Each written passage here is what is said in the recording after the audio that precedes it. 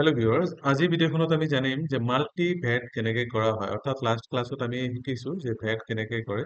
আজি আমি জানিম মাল্টি ভেট কেনেকৈ কৰে। অৰ্থাৎ আমি লাষ্ট ক্লাছত ছিংগল ভেট কেনেকৈ কৰা হয় এইটো আমি গম পাইছোঁ যে এটা বস্তু যেতিয়া আমি পাৰ্চেছ কৰিব যাওঁ তাৰ ভেট ৰেটটো যদি আমি ইয়াতে লগাওঁ তেতিয়াহ'লে ভেট ৰেটটো তাতে ইনক্লুড হৈ আহে।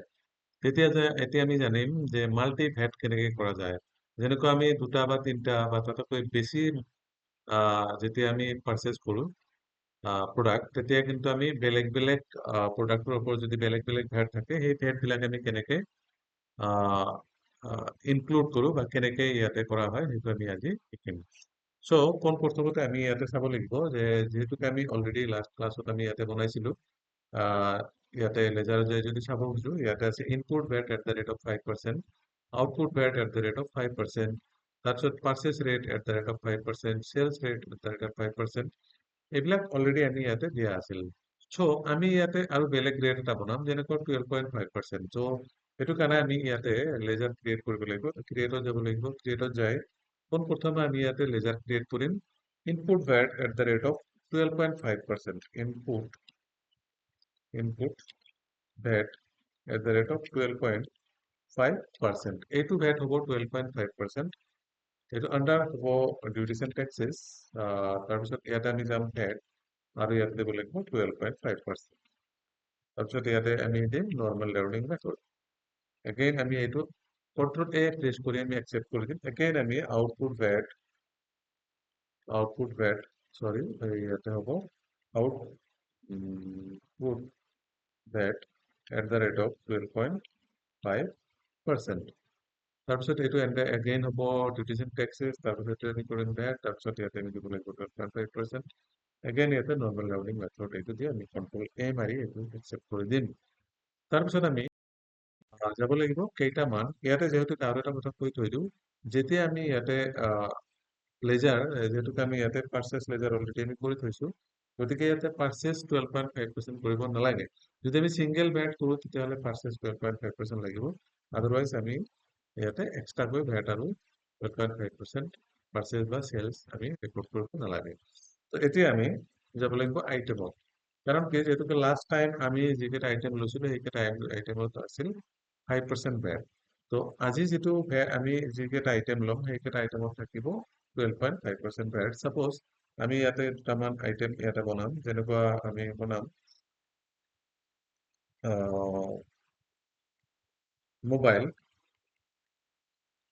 মোবাইল স্যামসাং মোবাইল আমি ইয়াতে দিলো যেনেকে Samsung mobile handset, Samsung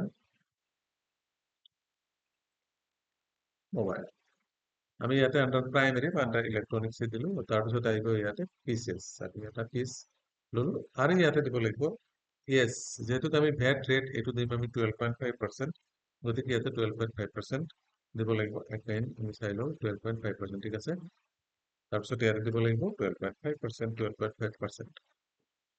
enter মাৰি দিলো। তাৰপিছত আমি দিম ভিভো হেণ্ডছেট মোবাইল হেণ্ডছেট, এইটো আমি আণ্ডাৰ ইলেক্ট্ৰনিক্স আৰু ইয়াতে দিম পিচ। এগেইন এইটোকো আমি দিম ৱাই আৰু ইয়াতে হ'ব 12.5%। ইয়াতে হ'ব 12.5%। তো আমি এনেকে দুটামান আইটেম ক্ৰিয়েট কৰি দিলো। দুটামান আইটেম ক্ৰিয়েট কৰাৰ পিছত আমি এইবাৰ যাব লাগিব ভাউচাৰত। চ' আমি ভাউচাৰত যোৱাৰ পিছত আমি ভাউচাৰত কৰিব লাগিব মাল্টি ভেট যিহেতু আমি কৰি আছো।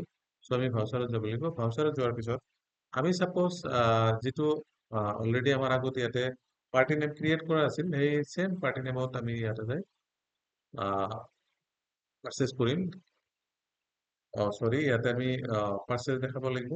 চ' ইয়াতে আমি এণ্টাৰ প্ৰেছ কৰিম পাৰ্চেছ F9 কৰাৰ লগে লগে এইটো এজ এণ্টাৰপ্ৰাইজৰ পৰা পাৰ্চেছ কৰিম আৰু ইয়াতে দিব লাগিব। ইয়াতে যিহেতুকে আমাৰ ইয়াতে পাৰ্চেছ 5% আৰু ইয়াতে পাৰ্চেছ আছে এট দ্য ৰেট অফ 5%। আমি যেতিয়া কৰিম, যেতিয়া আমি ছিংগল ভেট ইউজ কৰিম তেতিয়া এট দ্য ৰেট অফ 5% কৰিম। আদাৰৱাইজ আমি ইয়াতে দিব লাগিব নৰ্মেল পাৰ্চেছ একাউণ্ট। তাৰপিছত দিব লাগিব আমাৰ ইয়াতে ভিভো, আমাৰ যিহেতুকে আমি ভিভো লৈছো ইয়াতে 12.5%। ভিভো ছাপ'জ ইয়াতে দিলো 5 গোডাউন, আমি দিলো গোডাউন 2 আৰু ইয়াতে দিলো আমি 5 পিচ। তাৰপিছত আমি ইয়াতে ৰেট দিব লাগিব ছাপ'জ 25,000।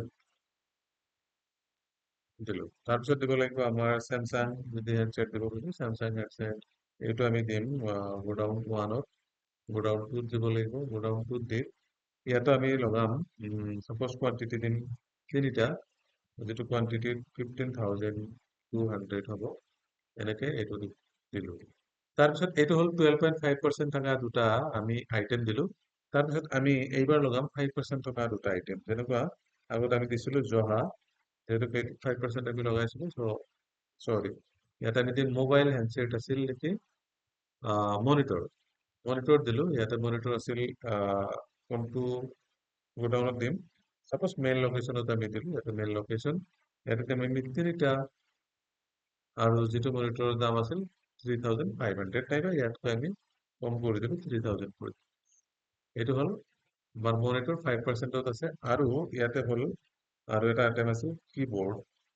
আচ্ছা, আমাৰ এই তিনটা আইটেম আমি ললো, তো ইয়াতে মাল্টি ভেট কাক কোৱা হয়, যেনেকুৱা আমি এই দুটা আইটেম ললো 12.5%, আৰু এইটো আইটেমত মনিটৰ, এইটো আইটেমত আছিল 5%। তো এইটো কেলকুলেট আমি কেনেকে কৰিম, এটা কেলকুলেট কৰিব যাওঁতে যিহেতুকে আমাৰ এই দুটা আইটেম যে আছে ভিভো হেণ্ডছেট আৰু স্যামসাং, এই দুটাত কিন্তু 1,25,000 প্লাস 25,000 প্লাস 6,600, এই দুটা প্লাস করে যিমান এমাউন্ট হয় এইটোৰ ওপৰত কিন্তু 12.5% ভ্যাট ক্যালকুলেট হ'ব। সেইটো আমি ইনপুট ভ্যাট যদি আমি দিওঁ 12.5% বা 5%, 5% দিলে অনলি এইটো যিটো মনিটৰ আছে মনিটৰৰ ওপৰত আহিব 12.5%, মনিটৰৰ ওপৰত 9,000 ওপৰত আহিল 5%, আৰু বাকী যিটো থাকিব সেইটো ইনপুট ভ্যাট 12.5%, এইটো কিন্তু আহিল আমাৰ 1,25,000 প্লাস 25,600 যিটো এমাউন্ট, সেইটো এমাউন্টেৰ উপৰ আহিল 12.5% ভ্যাট।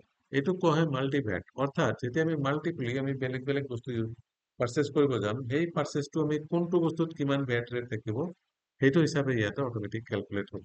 তাৰপিছত আমি এনেকে যাই এইটো একচেপ্ট কৰি দিম, আৰু ইয়াতে প্ৰভাইড ভ্যাট ডিটেইলছ ইয়েছ কৰি দিলো, এন্টাৰ কৰি দিলো, তাৰপিছত এইটো আমি একচেপ্ট কৰি দিলো, অন একাউন্ট দিয়ে আমি একচেপ্ট কৰি দিলো, হৈ গ'ল।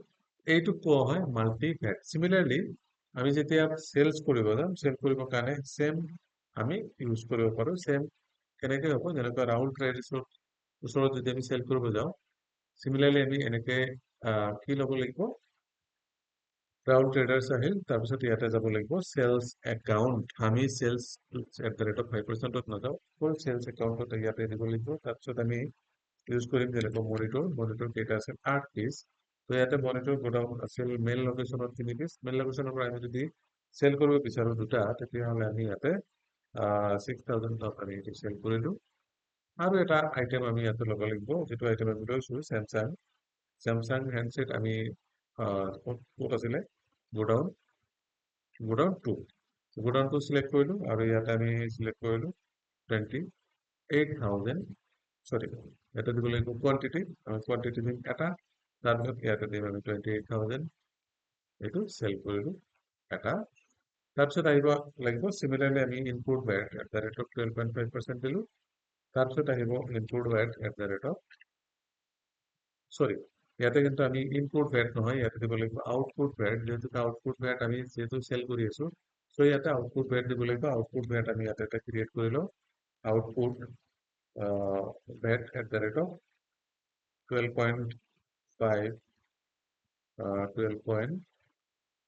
12.5% আন্ডাৰ ডিউটিস এন্ড ট্যাক্সেস, এইটো হ'ব ভ্যাট, তাৰপিছত হ'ব 12.5%, তাৰপিছত এইটো আমি ৰাউন্ডিং ব্যাকত দিম, এইটো হ'ল আউটপুট ভ্যাট।